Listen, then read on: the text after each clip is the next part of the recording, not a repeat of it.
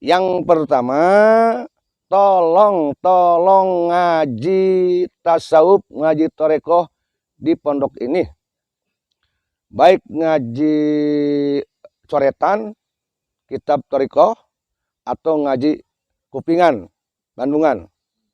Nanti diadakan baik yang tiap hari, atau per minggu, atau per bulan, atau per malam Jumat, atau per sahriahan malam Jumat. Kenapa sebabnya? Saya tidak ingin murid saya bertorikoh tanpa ilmu, bertorikoh tanpa dalil tasawuf, dalil torikoh, dalil kitab. Pengetahuan. Maka di sini, insya Allah di pondok kita Al-Mubarok, insya Allah kita sedang belajar kok. Kita siapkan kitab-kitab torikoh, kitab-kitab tasawuf. Ada beberapa kitab di sini, kurang lebih 40 lebih kitab. Dari mulai kitab Fathul Guyub, Jalalul Khatir, Anwarul Qudsiyah, Jamil Usul fi Awliya, Gunyah, Inaratu Duja, Khususul Hikam, Futuhatul Makiyah, dan kitab-kitab yang lain yang semua yang ngebahas tentang tarekoh, termasuk yang tentang disiplin ilmu tarekoh, semuanya ada di sini. Makanya kita di sini dengan dasar kitab itu kita mempunyai dalil, kita bisa mengetahui mana ini yang memang sesuai dengan tarekoh, mana yang tidak. Ini mursyid yang sesuai dengan tarekoh, dengan yang tidak. Nah, kita tidak menghakimi dengan asumsi, dengan pribadi, dengan sangkaan, dengan kehasudan, kedengkian, tidak. Tetapi kita berdasarkan kitab yang dikaji pesantren Al-Mubarok ini. Begitu untuk mengantisipasi tarekat yang liar dan mursyid-mursyid yang liar.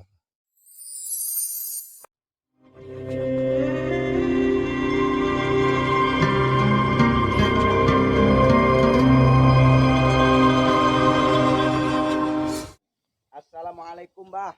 Waalaikumsalam warahmatullahi wabarakatuh. Kami dari tim media Ngumpul Kahang TV ingin mewawancarai Abah sebagai pendiri Ponpes Tekian Mubarok. Pertanyaan yang pertama, Bah. Kenapa Ponpes ini dinamakan Pondok Pesantren Thorikoh Qadiriyah wa Naqsabandiyah Al-Mubarok yang bertepatan di Cinangka itu? Kenapa itu, Bah, dinamakan Al-Mubarok? Bismillahirrahmanirrahim. Sallu ala Nabi Mustafa, Allahumma salli wa sallim wa barik ala Sayyidina Muhammad. Dinamakan TKN itu karena memang di sini diprioritaskan santri pengajar itu harus bertorikoh. Itu torikoh Qadiriyah wa Naqsabandiyah. Dinamakan Al-Mubarok itu dari ilham dari Allah Subhanahu wa taala. Ketika saya sudah merampungkan pesantren ini, saya kesulitan beri nama.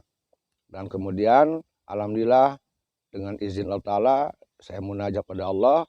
Allah memberikan nama Al-Mubarok. Itu ternyata gelar yang diberikan kepada seorang wali kutub pendiri Thorikoh Sadiliyah, yaitu Syekh Abil Hasan Ali Asyadili, yang panggilannya ya Mubarok, Al-Mubarok. Itu asal masalnya. Itu pertanyaan pertama, Bah, ya? Iya. Yang kedua, Bah, kapan Ponpes Tekian Al-Mubarok ini didirikan dan bagaimana cerita yang melatar belakangi sehingga Ponpes ini bisa berdiri hingga saat ini, Bah, berkembang pesat begitu? Pesantren ini berdiri tanggal 9 bulan 9 tahun 99. Awalnya ini tadinya tidak membuat pesantren karena saya tahu diri saya tidak bisa ngaji, tidak bisa ibadah, dan tidak punya uang. Ini awalnya kebun. Kami tadinya membuat hanya sebuah gubuk. Tapi lama-kelamaan banyak orang yang datang ingin ngaji, ingin tinggal, ingin sholat, ingin dikir. Akhirnya karena keadaan itulah dengan dana yang ada, saya membuat gubuk-gubuk. Sehingga dari hasil keringat sendiri, kalau tidak salah tanpa bantuan siapapun, alhamdulillah berdiri gubuk-gubuk. Pada saat itu tanggal 9 bulan 9 tahun 9 kami dirikan, kami undang para kiai, para tokoh masyarakat. Itu latar belakangnya. Jadi bukan cuma buat ngaji doang ternyata di sini awalnya, Bah, ya? Bukan. Apa sebagai apa sih namanya? Yayasan kayak gitu, Bah, ya? Tidak, bukan yayasan. Bukan. Ini awalnya tempat hanya sebuah gubuk, kemudian banyak orang datang bertanya, berkonsultasi tentang agama, tentang problem dirinya, tentang keilmuan. Akhirnya mereka butuh tempat ibadah, butuh untuk sholat, sehingga keadaan itulah yang mengharuskan saya membuat gubuk-gubuk untuk mereka nginap dan musola untuk mereka sholat. Dengan berdirinya Ponpes Tekian Al Mubarak ini pasti ada cerita dari Abah, entah itu Abah bisa mendirikan Ponpes ini, proses Abah belajarnya di mana, guru Abah siapa saja, sehingga Abah ini bisa jadi mursyid di Ponpes ini, Thoriko Qadiriyah wa Naqsabandiyah, yang pandangan dari beberapa pesantren kan pasti beda nih Bah ya. Mungkin hanya pondok pesantren, tidak ada Thoriko Qadiriyahnya. Nah mungkin ini justru menarik sekali Bah, unik sekali gitu. Abah belajar dari mana saja, siapa saja guru Abah, sehingga Abah toh di sini pondok pesantren Tekian Al Mubarak. Oke.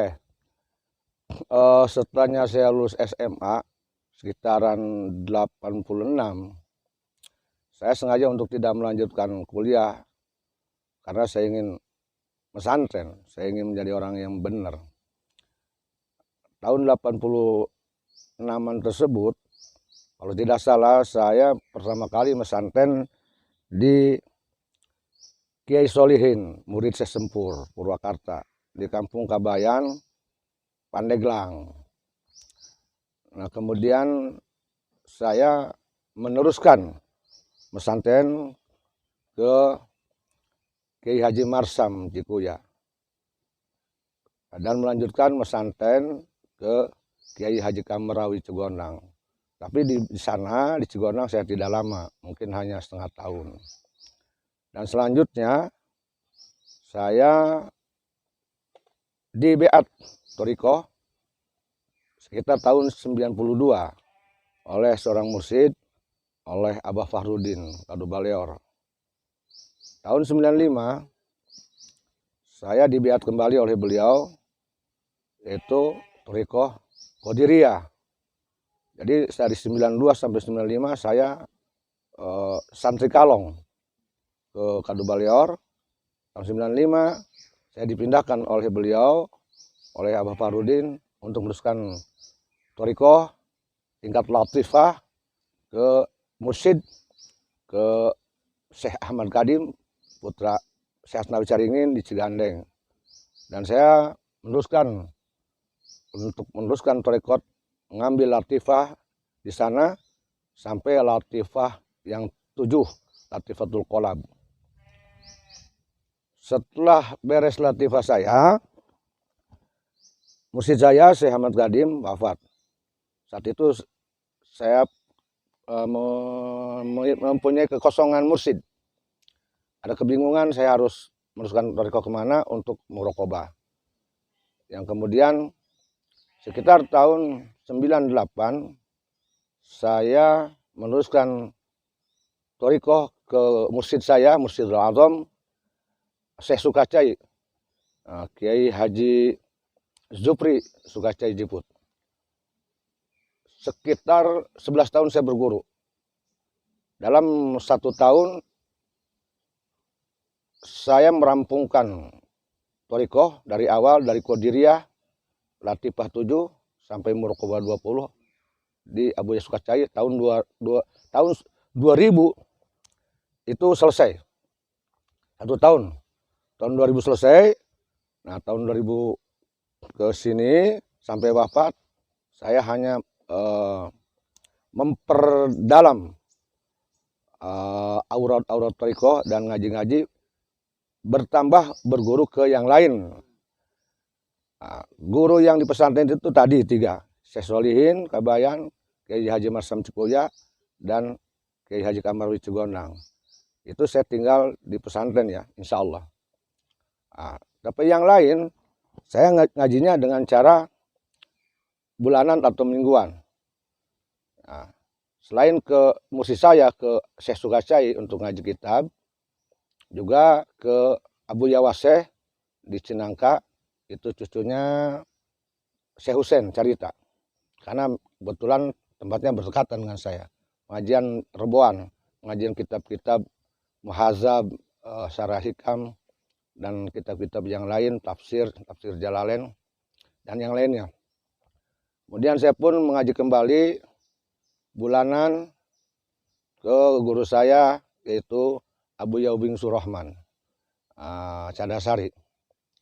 Kemudian saya melanjutkan lagi berguru kitab-kitab ke yang lain, ke Kiai Haji Bagus Abbas Syihabuddin. Di sana kita ngaji Qiraat Asaro, ngaji kitab Alat, ngaji kitab Hikmah, dan berguru ke yang lain, yaitu khususnya ke Hikmah, itu ke Al-Hafidh Syekh Al-Hamli Selojari Kudus ya.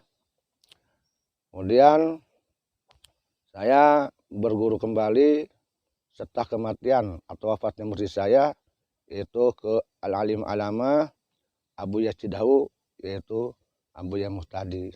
Di situ kita meneruskan kitab-kitab, walaupun sayanya jarang-jarang dan bisa ngaji. Biasanya hari Sabtu kita ngaji dengan kitab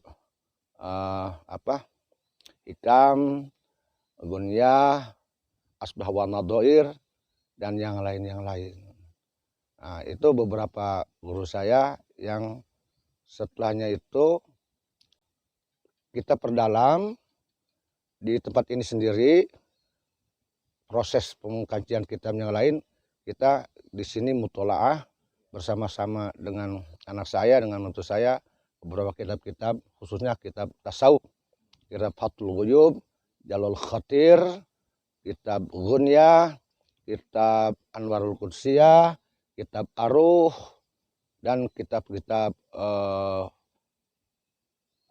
Futuhatul Makkiyah, Fususul Anwar, dan yang lain-lain. Pokoknya lebih kepada kitab-kitab thariqah dan kitab-kitab tasawuf untuk memberikan perbandaharan ilmu kepada murid-murid saya yang berthariqah. Itu begitu kira-kira. Pertanyaan selanjutnya, tadi Abah menceritakan pengalaman pesantren ya, Bang. Belajar di pesantren. Saya lihat gelar Abah ini SH. Ya. Diceritakan juga, Bang, pendidikan formal Abah, baik di SD sampai kesarjanaan. Jadi gini ya, setelahnya lulus SMA Labuan dan kemudian saya pesantren dulu, sekitar 1 tahunan itu saya nganggur. Artinya bukan nganggur, pesantren. Saya melanjutkan masuk kuliah di IAIN. Di IAIN dulu beberapa tahun, tetapi karena satu hal, ada skeptis di dalam diri saya ketika itu. Seorang mahasiswa juga menyandang seorang santri Kobongan, ada skeptis dalam kehidupan. Maka saya berhenti dulu. Bertahun-tahun dulu di Kobong, jadi santri sarungan dulu. Tetapi kemudian setelah saya tinggalkan kuliah itu sekitar 1 tahunan. Dan saya disusul kembali oleh saudara saya untuk meneruskan kembali IAIN. Dan saya masuk lagi. Tetapi kembali lagi-lagi itu terjadi skeptis. Perang batin ketika itu. Kenapa sebabnya? Karena ketika saya untuk kuliah, saya belum mendalami pembacaan kitab kuning. Artinya belum ada kemahiran membaca kitab kuning. Sementara dalam kuliah kan itu kita dididik ilmu yang sifatnya ilmiah dan intelektual. Saya khawatir nanti jadi seorang sarjana IAIN tetapi tidak mahir dalam kitab. Sementara yang dibutuhkan oleh masyarakat, khususnya di Banten, adalah seorang sarjana yang mahir baca kitab kuning. Nah, khas Banten itu yang kiai harus ahli kitab kuning. Saat itulah saya berpikir, jika saya melanjutkan kuliah, bagaimana mungkin saya akan bisa baca kitab kuning dengan baik. Oleh karena itu saya tinggalkan kembali untuk mempelajari kitab di pesantren. Walaupun sampai sekarang saya tidak bisa baca kitab kuning. Nah, kemudian saya berhenti di IAIN saat itu. Bertahun-tahun saya tidak lanjutkan. Ada halangan-halangan. Tapi tahun selanjutnya saya meneruskan kembali ke Staibana, ya, di di Menes. Nah, di situ dilanjutkan sampai selesai. Nah, sekitar alhamdulillah 2 tahun yang lalu selesai di wisuda untuk ngambil hukum kekeluargaan. Ya, itu. Dan tadi kan pertanyaannya, proses menjadi mursyid jadi kan belum dijawab ya. Kalau proses menjadi mursyid, nah, kita ulang nih. Semenjak kematian mursyid saya Sukacai, saat itu Syekh Sukacai tidak menunjuk siapapun jadi mursyid tarekat. Nah, saya melanjutkan thariqah Sadiliyah ke Abuya Muhtadi Cidahu. Jadi Abuya itu bukan hanya guru kitab, tetapi guru thariqah juga Sadiliyah. Jadi saya ini megang 2 thariqah, Qadiriyah wa Naqsabandiyah dan Sadiliyah. Ya. Setelah saya ngaji kitab di Abuya, walaupun nggak bisa, walaupun jarang-jarang bolos-bolos, dan berthariqah Sadiliyah, saya meneruskan thariqah ke mursyid saya, yaitu keturunan Syekh Abdul Qadir Jailani, yaitu bernama Profesor Dr. Syekh Asy-Syarif As-Sayyid Muhammad Fadil Al-Hasani Al-Husaini At-Turki bin Syekh Asy-Syarif As-Sayyid Muhammad Faik Al-Hasani Al-Husaini Al-Jalani bin Syekh Asy-Syarif As-Sayyid Muhammad Siddiq Al-Hasani Al-Husaini Al-Jalani At-Turki. Tahun 2016-an saya dibiat thariqah kembali Qadiriyah oleh murid saya tersebut, oleh Profesor Dr. Syekh As-Sayyid Muhammad Fadil, sekaligus diizinkan untuk menjadi mursyid ya. Tapi saya tidak menganggap merasa saya ini mursyid. Saya diizinkan, artinya ngebeat thariqah Qadiriyah oleh beliau. Tahun 2016. Saat itulah saya mulai aktif untuk mengebeat thariqah, untuk mentalkin thariqah kepada siapapun yang ingin. Nah, kemudian tahun 2020 saya meneruskan Naqsabandiyahnya, itu dengan mencari guru lagi ke Syekh Muhammad Kamsani di Gunung Kencana. Di situ saya dibeat sebagai mursyid Naqsabandi, dan sanad beliau Syekh Kamsani itu dari Syekh Kamsani, beliau dari bapaknya Syekh Muhammad Salim, dari Syekh Muhammad Ruyani Mandala Kadupinang, dari bapaknya dari Syekh Muhammad Sohib Mandala Kadupinang, dari gurunya dari Syekh Abdul Karim Tanaro, dari Syekh Ahmad Fadil Sambas. Jadi sanad Naqsabandi saya itu yaitu ke Syekh Sohib Kadupinang, dan beliau ini Syekh Sohib ini terkenal sebagai gurunya Syekh Asnawi Caringin. Nah, jadi sanad kemursidan saya ini kalau Qadiriyah dari Profesor Dr. Syekh Asy-Syarif As-Sayyid Muhammad Fadil Al-Hasani Al-Husaini Al-Jalani At-Turki. Kalau sanad Naqsabandi dari Syekh Muhammad Kamsani ke Syekh Salim, ke Syekh Ruyani, ke Syekh Sohib, ke Syekh Abdul Karim, ke Syekh Ahmad Khatib Sambas. Kadupinang. Jadi sanadnya Kadupinang. Ya, keluarga besar Kadupinang kita ya. Gitu. Itu sanad kemursidan saya. Itu. Pertanyaan terakhir, Bang. Pasti berat sekali ya kontes dinamakan thariqah Qadiriyah wa Naqsabandiyah. Di era saat ini juga kan banyak sekali viral di medsos. Oh. Banyak yang mengaku mursyid dan lain sebagainya. Hmm. Nah, pasti mungkin Abang punya lika-liku lah. Ah. Pengalaman pahit atau pahit manisnya dalamnya mendirikan kontes ini, gitu Bang. Tentu. Jangankan kita mendirikan pesantren thariqah ya, pesantren biasa aja banyak sekali cobaan. Pertama, kekurangan ekonomi. Ya juga mungkin kekurangan ilmu. Yang ketiga, banyaknya orang-orang yang hasud nikmat. yang iri, yang dengki. Nah, itu jelas. Kemudian belum benturan-benturan dari orang-orang yang tidak suka. Apalagi kalau mendirikan pesantren yang di situ ada thariqah. Apalagi kalau kitanya masih muda. Nah, ini banyak sekali orang yang belum paham siapakah sesungguhnya orang yang pantas jadi mursyid. Dan masih juga banyak yang belum paham apa sih syarat menjadi mursyid. Sehingga ketidakpahaman itu akan menjadikan sebuah pandangan buruk terhadap seseorang yang memang sebetulnya dia sudah ditunjuk di mursyid. Ini yang harus kita edukasikan ke masyarakat. Jangan mendahulukan kecurigaan dan pandangan buruk sebelum ilmu. Jangan dahulukan ilmu sebelum akhlak. Maka jangan dulu menjustifikasi seseorang sebelum engkau mengkaji kitabnya. Jangan dulu engkau memvonis seseorang sebelum engkau tabayun dulu. Tidak juga tidak menutupkan, bukan tidak menutup mungkin, dan emang itu terjadi juga ke saya. Banyak sekali yang menurut saya ini mursyid palsu-palsu, aku-akuan. Sebetulnya saya tidak penting untuk ngebahas ini. Sebab bagi saya, mau dipercaya atau tidak, mau diakui atau tidak ada masalah. Seorang ahli thorik itu tidak butuh pengakuan makhluk.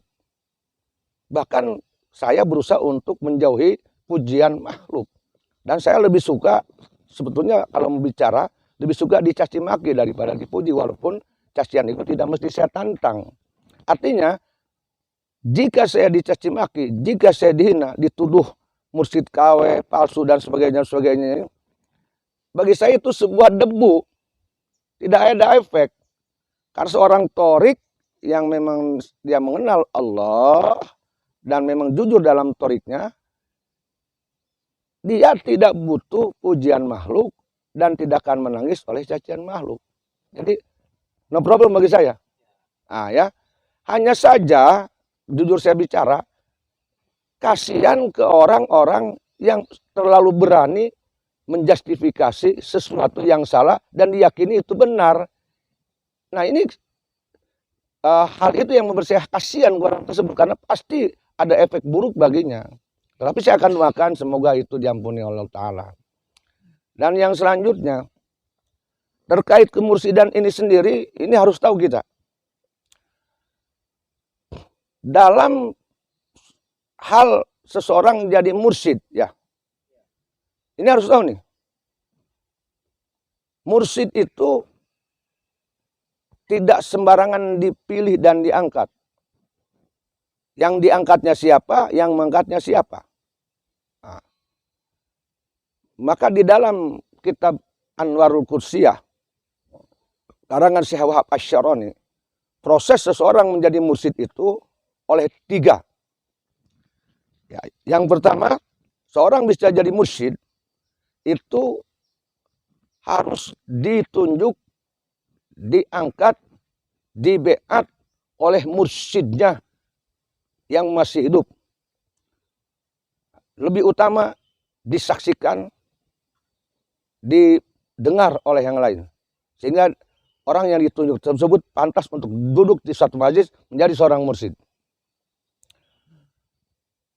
Kalau umpanya gurunya tidak sempat berbicara mengangkat seorang mursyid, ja'altuka khalifah, kata guru kepada muridnya, maka bisa diganti dengan tulisan bukti pengangkatan dari seorang gurunya kepada muridnya, tertulis dan ada seorang syahid, ada saksi minimal 2. Nah, kalau itu tidak ada, maka dalam kitab Anwarul Qudsiyah itu dia harus diangkat oleh Rasulullah Muhammad Sallallahu Alaihi Wasallam, baik fil manam maupun fil jasad, dalam mimpi atau secara berwujud. Nah, kalau tidak juga, yang kedua juga tidak, maka ini harus ditunjuk, diangkat oleh Allah Subhanahu wa Ta'ala. Melalui apa? Melalui sir orang tersebut. Berarti orang yang diangkat oleh Allah ini bukan kelas biasa, sudah bicara sir, ini harus keras wali. Maka jika tidak ada proses tadi, 3 tadi terhadap seseorang, kita nih boleh menolak seseorang yang ngaku mursyid jika tidak ada proses tersebut. Apalagi tidak ada tulisan, tidak ada saksi. Jadi proses mursyid ini tidak bisa seorang jadi mursyid hanya karena umpamanya gini. Ketika gurunya wafat, gurunya tidak nunjuk siapapun, kemudian ada dari salah satu muridnya yang merasa sudah beres tarekatnya, kemudian dia berziarah ke makam gurunya, kemudian dia seolah-olah kedatangan ruh gurunya dengan dia sendiri belum sampai ke seorang yang punya kapasitas untuk bisa memahami kegaiban dengan hak. Timbullah prasangka bahwa ini gurunya. Sebelum diperintahkan oleh guru untuk membeat. Proses pengangkatan mursyid sendiri ini dia menanyakannya mengangkat mursyid sendiri. Jadi dikhawatirkan ini halusinasi. Khayalan, takhayali. Nah, dalam dunia tarekat, maka seseorang yang menjadi mursyid hanya karena ini mardud. Ini bisa ditolak. Dan ini menurut saya banyak sekali di daerah Banten ini, maaf yang saya tangkap, ini bermunculan orang-orang yang ngaku murid seperti ini. Yang selanjutnya, perlu kita ketahui, masalah mursyid ini tidak bisa mursyid menjadi mursyid, seorang mursyid menjadi mursyid hanya karena izin dari seorang anak mursyid. Karena tarekat bukan warisan. Umpamanya ada seorang mursyid wafat, kemudian anaknya masih hidup, tetapi anak mursyid ini belum mursyid. Kemudian ada salah satu orang yang ingin jadi mursyid, kemudian minta izin ke anak mursyid, baik diizinkan atau tidak, walaupun diizinkan oleh anak mursyid yang dia belum mursyid, itu tidak bisa jadi mursyid. Nah, karena tarekat bukan warisan. Nah, dan ini tidak boleh menjadi sebuah kebiasaan. Tidak boleh. Maka siapapun dia yang bisa ngangkat mursyid adalah mursyid. Nah, anak mursyid, kalau bukan mursyid tidak boleh jadi mursyid. Tidak boleh ngangkat mursyid. Tidak boleh juga mengizinkan seseorang jadi mursyid. Nah, kan gitu. Kalau mau pakai dasar acuan kitab Anwarul Qudsiyah atau memakai kitab dasar acuan Mafakhirul Aliyah. Nah, bagaimana kalau ini proses kemursidan ini dipaksakan oleh mursyid yang tadi yang ngaku-ngaku yang hasil halu, ya. Ini kasihan ke murid-muridnya yang dibeat, karena murid-muridnya yang dibeat oleh yang bukan oleh mursyid ini akan putus sanadnya, dia tidak akan nyampe ke Allah Subhanahu Wa Taala. Ini kasihan sekali, tidak akan mendapatkan faedah tarekat dia. Apa faedah tarekat? Yaitu ketenangan jiwa, wusul ke Allah, mencapai makom-makom tarekat. Dia tidak akan dapatkan itu. Dia berzikir capek, tapi yang tadi tidak akan didapatkan. Bahkan ketika dia bertekad, problem dirinya masih makin banyak. Pusing ia masih ada, bingung ia, problem jiwa, problem keluarga masih ada. Padahal sebetulnya ahli tarekat itu harus tenang dengan tarekatnya. Apapun persoalannya, dengan istri, dengan anak, ekonomi, apa-apa, dengan dikirnya dia tenang. Maka dikir mana yang menenangkan? Dikir yang ada faedah. Yang mana yang berfaedah? Dikir yang bersanad. Maka jika ada seorang ahli tarekat, dia punya masalah, tidak pernah selesai tenang-tenang, tapi dia bertarekat, maka harus dipertanyakan, apakah tarekatnya itu bersanad atau tidak?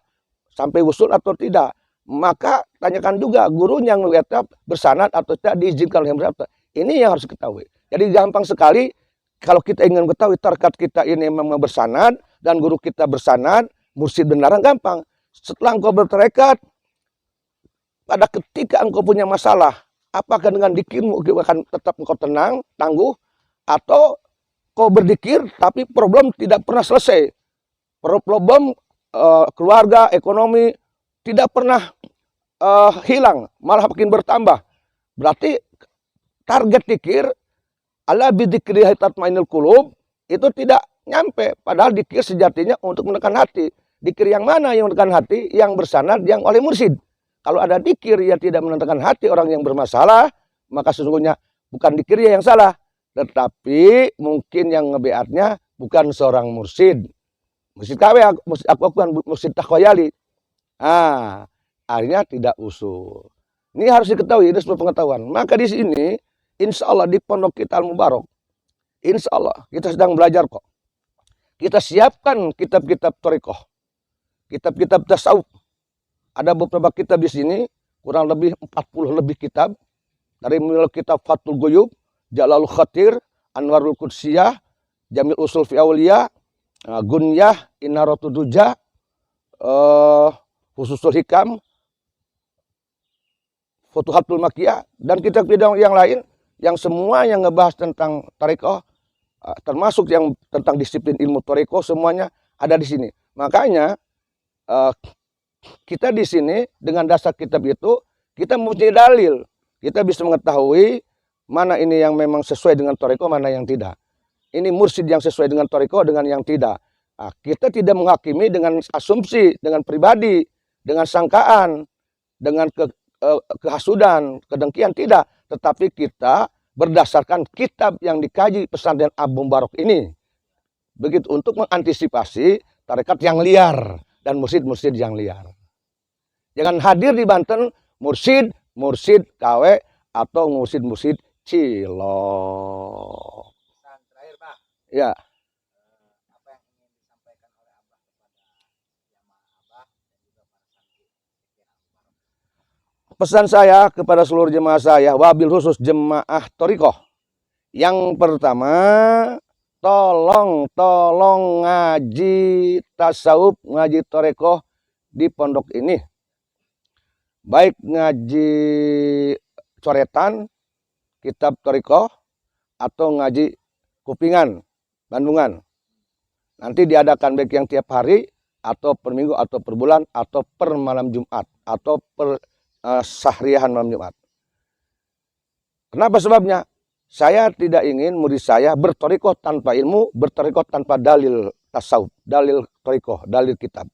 Saya tidak ingin jadi ahli thariqah yang bodoh, ahli thariqah yang jumud, yang mudah mencaci maki seseorang, padahal belum tentu bersalah. Yang selanjutnya saya ingin khususnya murid thariqah ini betul-betul menjadikan thariqah ini tidak tujuan kepada selain Allah. Thariqah ada tujuannya hanya ke Allah. Ilahi anta maksudi waridhaka matlubi atini mahabbataka waridhaka umar.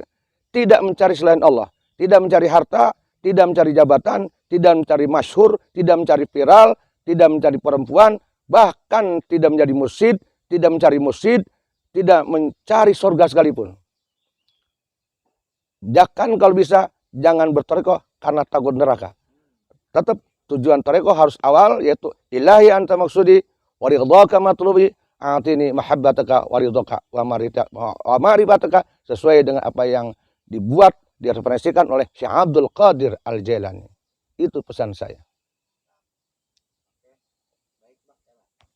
Terima kasih banyak, Bah, sudah Ya, sama-sama.